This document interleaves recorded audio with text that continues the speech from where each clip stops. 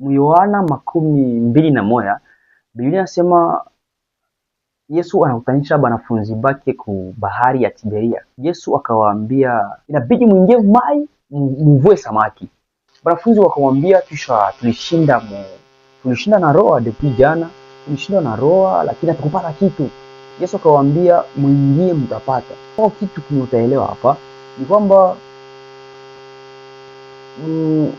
imani ya wanafunzi walikosa kitu usiku.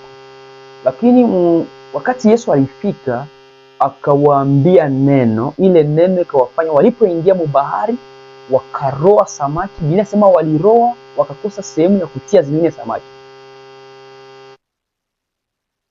Kumbuka Warumi, Biblia inasema hivi, Warumi ile sura ya 10:17. Biblia inasema imani inakuja kwa kusikia na kwa kusikia neno la Mungu. Utaelewa kuwa kila kitu kinachosikiaka ndio kinaonesha matendo mu maisha yako. Vitu ambavyo vinakutokeaka mu maisha yako vinatokanaka kufuatana na vitu unaaminia.